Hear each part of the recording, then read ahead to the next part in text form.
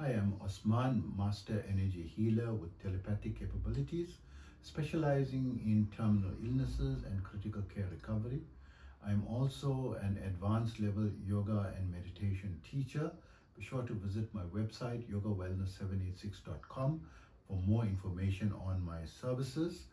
And understand my therapies are all natural based and not a replacement for medical treatment. If you have a medical condition, be sure to consult with a qualified and licensed medical professional in your locality. I wanted to discuss a often overlooked subject matter of what we would consider a dominant and very important and significant energy center in your body. So especially from a yoga sciences point of view, everyone is targeting and aiming for the seventh energy center, which is located slightly above the crown of your head, as the highest energy center. So let me state that I don't believe that that is the highest, that the highest is actually in the center, not on the top. So from very deep study and long-standing practice and going to advanced levels, the energy centers are actually moving in opposite directions, right, in terms of priority.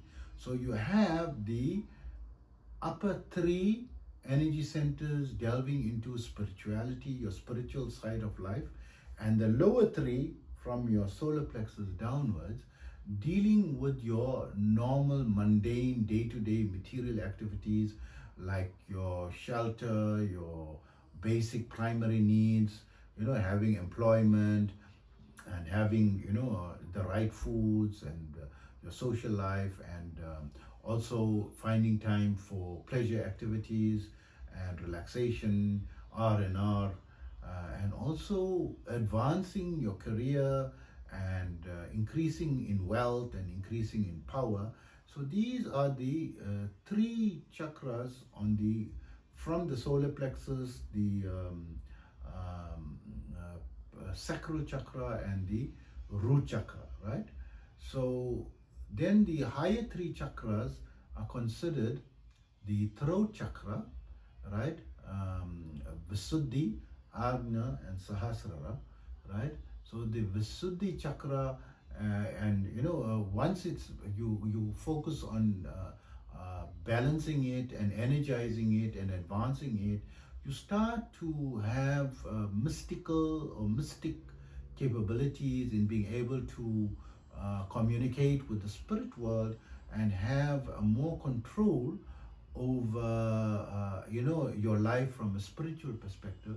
And your third eye region, which helps your telepathic communications, your intuition, your creativity, and then your Sahasrara crown chakra, your connection with the cosmic energy and being able to plug in and download energy, because you keep getting depleted with energy interacting with negative people or working and dissipating a lot of your energy to recharge yourself.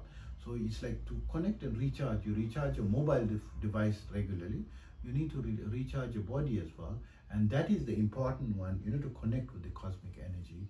And once you become established in that energy center, you are living in a transcendental state where your intellectual capacities and your intuition capacities and your overall communication and experience of life is enhanced to the highest possible levels that one could attain practically, through disciplined practices, and life becomes so amazing, when one reaches that. But the one that is in the dead center is the heart, and in my opinion, it is the highest or the goal, center.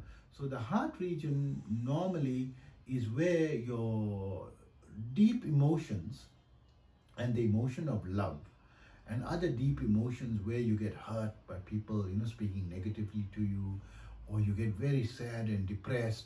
So the seat of it is in your heart, right, in your chest. And when one progresses to the highest level, up to the seventh, then one experiences the knowledge of what life really is.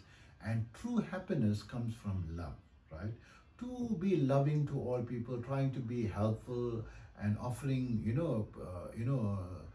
or contributing towards society, contributing towards nature, towards, getting more trees, being loving to animals, being forgiving to, people who trespass, so say, forgive our trespasses as we forgive those who trespass against us, right? So we're human, we're all making mistakes. We want to be forgiven for our, mistakes, but it's easier to be forgiven for our, if we are of the nature of forgiving other people's mistakes, right? So people will also be more, liable to forgive you. So of course that particular prayer is in the Bible and is directed towards God forgiving us, and saying as a prayer, yearning for that forgiveness, for the sins, and we call it because we are also forgiving other people who trespass against us, right? So how can we, feel that we should be, forgiven of our trespasses if we can't forgive others, right? So you need to also learn, so that forgiveness all comes from the heart. It gets developed to a very high level, and you become very devotional, devoted to everything, that you are in, and also living with passion, living on purpose, right? But living with passion is so important because you need to love your life and love the people that you are surrounded with and love what you are doing and contributing, right? Being an asset to society, right? So I believe that is, after attaining and the knowledge of mastering, all the chakras and experiencing the mastery of the seven chakras as well, I believe one should then turn around and focus on the heart and live by heart, making decisions according to your heart and living your life, full of love, and loving, relationships. And of course, some people, cannot be loved, not because they are unlovable, they're just not, their energies are opposing to your energies, because oil and water cannot mix, right? You can't be synchronous with every person. Some people may not, rub well with you, right?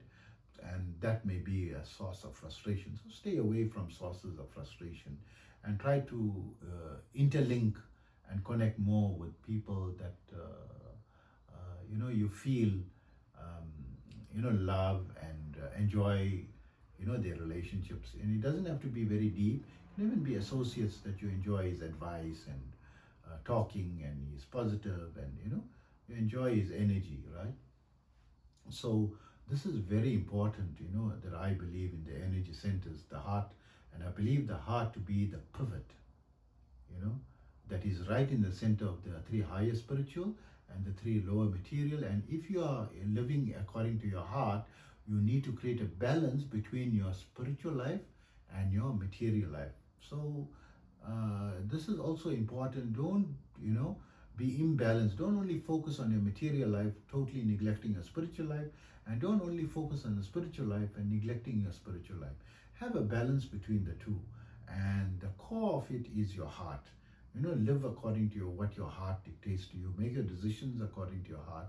And I hope this information helps to advance and improve your life, and helps you, in many ways. So take care of yourself always.